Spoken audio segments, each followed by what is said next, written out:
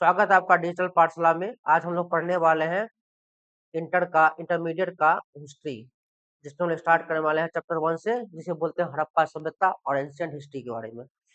अब देखेंगे हम लोग डिटेल में और बहुत अच्छे तरीका से। देखिए, इतिहास की घटनाएं जो है सबसे पहले समझते हैं टाइम पीरियड को। सबसे पहले समझते हैं टाइम पीरियड को। इसमें सबसे पहले समझते हैं टाइम पीरियड को। टाइम पीरियड में क्या है देखिएगा, ईसा मसीह का जन्म हुआ था।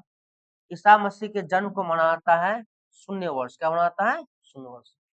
ईसा मसीह के जन्म से बाद के टाइम पीरियड को मनाता है एडी। क्या बोलते हैं? एडी। उनके जन्म से पहले का टाइम पीरियड बोलते हैं 20 यानी कि ईसा पूर्व। ठीक है, आप लोग को इसमें ज्यादा प्रॉब्लम होता है कि एडी क्या होता है और बीसी क्या होता है। आप देखेंगे एडी मतलब एनो डोमिनी, यानी कि ये ईसा ईसवी ईसा ईसवी ईसवी है, यानी कि ईसा मसीह जन्म के बाद का टाइम पीरियड। ये देखिए 500, 1000, 500, 2000। यहाँ देखिए कितना होगा, 2026 होगा जो अभी चल रहा है। और इनके जन्म से पहले का टाइम पीरियड आता है बीसी। क्या बोलते हैं हम लोग? बीसी बोलते हैं। ठीक है, हाँ यहाँ गलत लिखा हुआ है 1500। अब देखिए आप लोग, इसमें अगला पॉइंट है कि जो सॉरी इतिहास के पिता जो है वो है हेरोडोटस। कौन है? हेरोडोटस। और बीसी का मतलब होता है ईसा मसीह के जन्म से पहले काल। एडी का मतलब होता है ईसा मसीह के जन्म के बाद काल। और शताब्दी होता है 100 वर्षों के काल को शताब्दी बुलाता है। 100 वर्षों का जो टाइम पीरियड होता है उसे क्या बोलते हैं? शताब्दी। चलिए आगे बढ़े। कोई दिक्कत? यहाँ तक कोई दिक्कत नहीं? चलिए,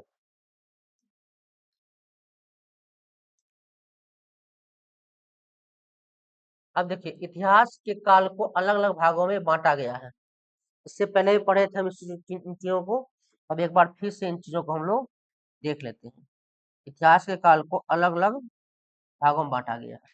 पहला भाग जो है प्रागैतिहासिक काल, जो कि आपको टाइम पीरियड इसका होता है आरंभ से लेके 3020। आरंभ से लेके 3020 बीसी या ईसा पूर्व क्या होता है? Before Christ.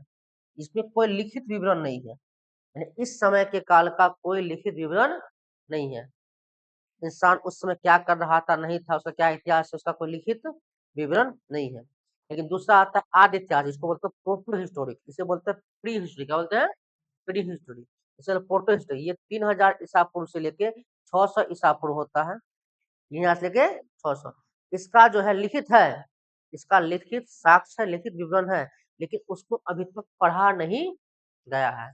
हड़प्पा सभ्यता, हड़प्पा सभ्यता जब वो इसी टाइम पीरियड का 3000 ईसा पूर्व से लेके 600 ईसा पूर्व के बीच का है, जिस जिस समय का लिखित विवरण अवेलेबल है, हमारे पास उपलब्ध है, लेकिन उसको पढ़ा नहीं गया है। आप लोग को मालूम है हड़प्पा सभ्यता की लिपि को अभी तक पढ़ा नहीं गया है, तो क्या लिखा गया था?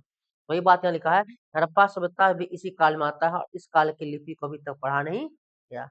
जिस काल के लिपि को, यानी इस काल के जो विवरण है, लिखित विवरण वो उपलब्ध है लेकिन पढ़ा नहीं गया, उसे बोलेंगे हम लोग प्रोटो हिस्टोरिक या आदि ऐतिहासिक काल। और जिसमें लिखा ही नहीं गया, कुछ विवरण अवेलेबल ही नहीं है, उसे बोलेंगे प्राग इतिहास, यानी प्री हिस्टोरिक। क्या बोलेंगे? Pre historic. अगला आते हैं कि ऐसा काल जो लिखित विवरण उपलब्ध है और उसे पढ़ा भी गया है। लिखित विवरण उपलब्ध उपलब्ध है और उसे पढ़ा भी गया है। टाइम पीरियड है 600 ईसा पूर्व से लेके अभी तक का, यानी वर्तमान। इसे बोलते हैं ऐतिहासिक काल। क्या बोलते हैं? यानी हिस्टोरिक पीरियड। तो मैंने एक से पहले क्या बोल दिया?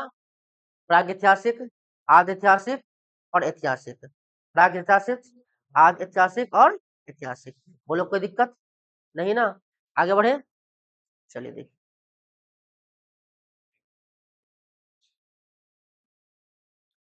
अब देखिए अतीत को पढ़ने के लिए, जो हम अतीत यानी हिस्ट्री को पढ़ते हैं, तो हिस्ट्री को पढ़ने के लिए बहुत सारे पुरातात्विक उपकरण, पुरातात्विक यानी पुराने जमाने के प्राचीन उपकरण का यूज हुआ है। इसमें क्या क्या है?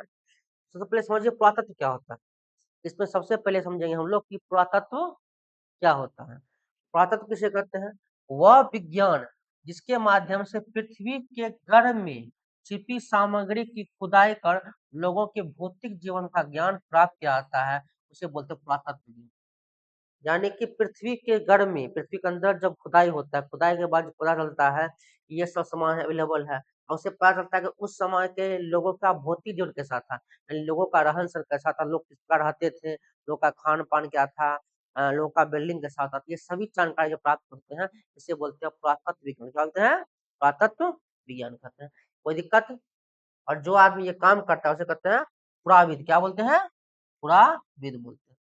उत्खनन का मतलब क्या होता है? देखिए यहाँ दो तीन वर्ड आपको देखने को मिलेगा, यहाँ आपको दो तीन वर्ड देखने को मिलेगा। पहला वर्ड क्या है? पुरातत्व। दूसरा वर्ड क्या है? उत्खनन।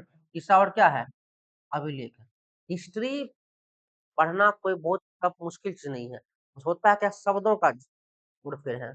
शब्द समझ नहीं आते, कई बार हमें क्या होता है, शब्द समझ नहीं आता है।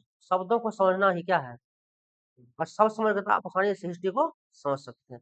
जैसे आपके पास ये शब्द है अभिलेख, आपको मालूम है ना अभिलेख क्या होता है, तो आप उसको लाइन को ही नहीं समझ पाएंगे। जैसे लिखा है उत्खनन, उत्खनन का मतलब ही मालूम नहीं है, आप उस लाइन को समझ नहीं पाएंगे। अब देखिए उत्खनन का मतलब क्या होता है, आगे बढ़ते हैं हम लोग। उत्खनन का मतलब होता है धरातल या पृथ्वी से खुदाई कर, धरातल या पृथ्वी से खुदाई कर सामग्री को प्राप्त करना कहलाता है उत्खनन। पृथ्वी से खुदाई करके कोई वस्तु को प्राप्त करते हैं उसे हम लोग बोलते हैं उत्खनन। क्या बोलते हैं? उत्खनन। और पत्थर या धातु पर लिखे गए लेख को बोलते हैं अभिलेख। जैसे सम्राट अशोक, सम्राट अशोक ने बहुत सारे अभिलेख को लिखवाया। वे अपनी बातों को जब भी कहते थे तो पत्थरों पर लेख लिखवाते थे और उसे बीच चौक पे चढ़ाव पर मेन मेन जगह पर गड़वा देते थे, ताकि आम जनता उसको देख करके पढ़ करके समझ सके कि राजा का क्या आदेश है। उन्हीं को बोलते हैं हम लोग अभिलेख। क्या बोलते हैं? अभिलेख। कोई दिक्कत है वो? आगे बढ़ते हैं। अगला है कार्बन 14 विधि। अब ये क्या विधि है समझिएगा। कार्बन 14 विधि का मतलब क्या होता है कि वैज्ञानिकों ने एक तरीका अपनाया, कोई वस्तु कितना पुराना, अभी जो हम टाइम पीरियड बोलते हैं कि इस काल को इतना टाइम पीरियड है, इस काल का इतना टाइम पीरियड है, कैसे, तो वैज्ञानिकों ने एक विधि अपनाया, इसको बोलते हैं कार्बन 14 विधि। इस विधि से वैज्ञानिक पता करते हैं कोई वस्तु कितना साल पुराना है, कोई वस्तु कितना साल पुराना है, यानी किसी भी वस्तु का उम्र ज्ञात करने के लिए, यानी उसका एज कितना, उसका उम्र कितना है, उस ज्ञात करने के जो विधि है उस विधि को बोलते हैं कार्बन 14 विधि। क्या बोलते हैं? कार्बन 14 विधि, या बोलते हैं C14 dating method, C14 dating method. इसमें क्या है, पृथ्वी निर्धारण की एक वैज्ञानिक विधि है। ये कौन सी विधि है? डेट, यानी कि ये वस्तु कितना पुराना है इसको जानने के लिए कार्बन 14 विधि का यूज किया जाता है। और जिस पदार्थ में, समझ इसमें क्या होता है, जिस पदार्थ में कार्बन 14 की मात्रा जितनी कम होती है वह उतना ही प्राचीन बनाता है। क्या बनाता है? प्राचीन। कार्बन 14 जिसमें कम है वो ज्यादा प्राचीन है, कार्बन 14 जितने जितना ज्यादा है वो उतना ज्यादा कम प्राचीन है। क्या बोल रहे हैं? जितनी कम होगी और ज्यादा बहुत कम मात्रा है कार्बन 14 की, इसका मतलब वह वस्तु उतना ज्यादा प्राचीन है, यानी उतना ज्यादा एंशियंट है, उतना ज्यादा पुराना है। समझ में आया? आगे बढ़े।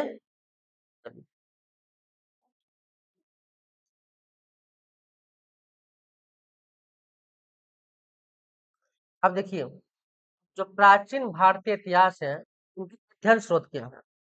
अध्ययन स्रोत से मतलब है कि प्राचीन भारतीय इतिहास को जो हम पढ़ते हैं तो उनके लिए क्या क्या कौन कौन पुस्तक या क्या क्या सामग्री था जिससे हम उन जानकारी को प्राप्त करते हैं, तो उन चीजों को देखिएगा।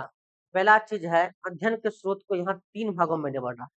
पहला है पुरातात्विक स्रोत, पुरातात्विक स्रोत। दूसरा है विदेशी यात्रियों का विवरण, और तीसरा है साहित्यिक स्रोत। पुरातात्विक स्रोत का मतलब होता है जो भी अभिलेख होते थे, इंस्क्रिप्शन क्या होता है, अभिलेख, सिक्के, मॉन्यूमेंट्स। मॉन्यूमेंट्स में क्या होता है, ऐतिहासिक स्मारक, जैसे कि ताजमहल हो गया, लाल किला हो गया, चार मीनार हो गया, तो क्या है, ऐतिहासिक स्रोत है ना। इनसे पहले इसको बोलते हैं अंग्रेजी में मॉन्यूमेंट्स। क्या बोलते हैं? मॉन्यूमेंट। ताजमहल क्या है, ताजमहल एक मॉन्यूमेंट्स है। लाल किला क्या है, लाल किला एक मॉन्यूमेंट्स यानी ऐतिहासिक स्मारक है। तो स्टेच्यू में क्या होता है, पत्थर की मूर्ति, उनसे पता चलता है कि हमारा इतिहास कैसा था। ये पुरातात्विक स्रोत है।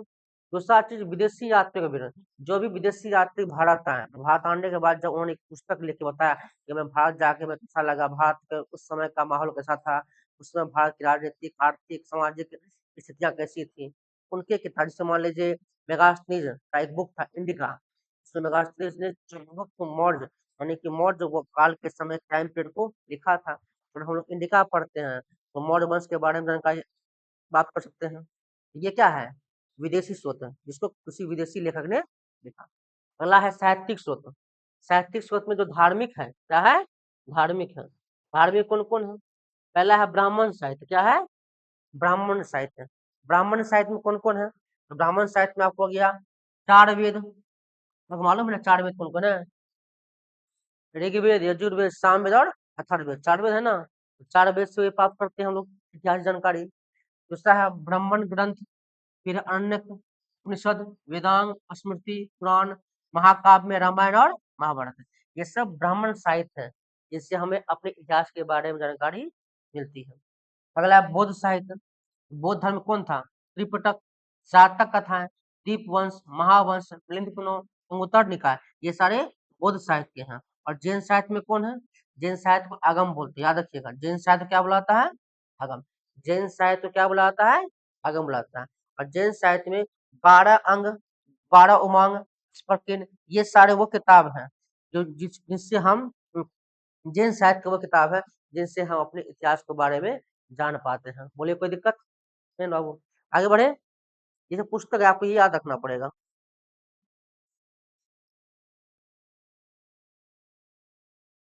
तो कुछ महत्वपूर्ण पुस्तकों के बारे में हम लोग बात चर्चा करते हैं। कुछ महत्वपूर्ण पुस्तक में क्या क्या है? जैसे कौटिल्य का चाणक्य, कौटिल्य को चाणक्य बोलते हैं, उनका पुस्तक कौन था? अर्थशास्त्र, जिसमें मौर्यकालीन राजनीति के बारे में हम लोग अध्ययन करते हैं। फिर पाणिनि, ये क्या है? अष्टाध्यायी, जो मौर्य काल से पहले की जानकारी प्राप्त करते हैं। विशाख दत्त ने लिखा था मुद्रा शास्त्र, इसमें चंद्रगुप्त मौर्य का राज्यारोहण, यानी चंद्रगुप्त मौर्य का जो राज्यारोहण मतलब क्या होता है? जब वह जिनका राज्याभिषेक हुआ, जब वह राजा बने, इनके बारे में लिखा हुआ है किसमें? मुद्रा राक्षस में। कलहन, जो कि राजतरंगिणी, राजतरंगिणी का वो कौन है? कलहन, इसमें किसका नाम लिखा हुआ है? कश्मीर का इतिहास है। कालिदास ने लिखा था मालविका अग्निमित्रम, कालिदास के बुक का नाम क्या? मालविका अग्निमित्रम। इसमें शुंग काल इतिहास है, शुंग वंश का इतिहास है, किसमें? मालविका अग्निमित्रम में। और पतंजलि किसने लिखा? महाभाष्य, पतंजलि किसने लिखा? महाभाष्य ने। और सॉरी, महाभाष्य लिखा किसने? पतंजलि ने। महाभाष्य लिखा पतंजलि ने। और इसमें भी शुंग कालीन इतिहास, किस तरह का इतिहास है? शुंग कालीन इतिहास।